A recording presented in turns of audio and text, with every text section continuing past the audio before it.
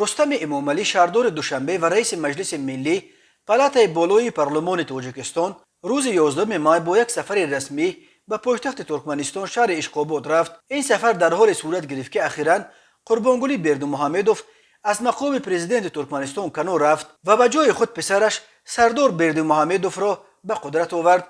در تاجیکستان نیز چند سال باز نقشه از امامعلی رحمان به پسرش رستم امامعلی سپردن کرسی پرزیدنتی مطرح است، ولی این نقشه به دلیل یک سلسله عامل‌ها چند دفعه باز به تأخیر گذاشته شده است. در عکس‌های نشر شده دیده می شود که رستم امامعلی با هواپیمای مخصوص سامونیر به اشخاباد آمده است. رستم امامعلی را در این سفر رسمی به ترکمنستان رئیسان کمیته ها و رهبر دستگاه مجلس ملی و دیگر شخصان رسمی همراهی می‌کنند. در فرودگاه اشخاباد هیئت تاجیکستان را معاون رئیس پارلمان ترکمنستان، سفیر تاجیکستان در آن کشور و دیگر شخصان رسمی پیشواز گرفتند. در روز اول بازدیدش از ترکمنستان رستم امامعلی با رئیسان هر دو پالاتای پارلمان آن کشور، رئیس مجلس ملی ترکمنستان گلشاد محمدوف و رئیس خلق مصلحتی قربانگلی بردیمحمدوف ملاقات کرده است. بنا به اطلاع خدمات مطبوعات مجلس ملی تاجیکستان، در این دیدارها مسائل رشد همکاری‌های دوجانبه و رابطه‌های بین پارلمانی بررسی شدند.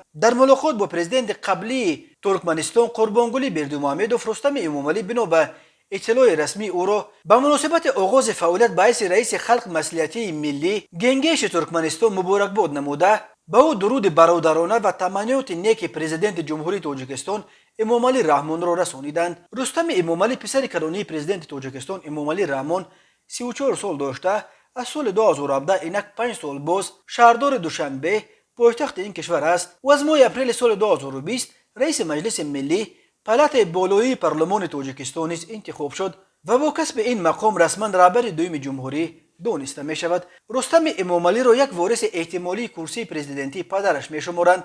امامعلی رحمان که امسال به سن 70 می رسد، از سال 1992 قریب 30 سال باز بر تاجیکستان راهبری می کند. هنوز در سال 2016 سن حد اقل نامزدی به پرزیدنتی را در تاجیکستان از 35 به 30 پایین آوردند. اکثریت بر این بودند که هدف از تغییرات هموار کردن راه رستم امامعلی برای شرکت در انتخابات پرزیدنتی سال 2020 است، ولی در این انتخابات امامعلی رحمان بار دیگر نامزدی خودش را پیشبری کرد و دوران ریاستش را باز به 7 سال دیگر تا سال 2027 تمدید کرد.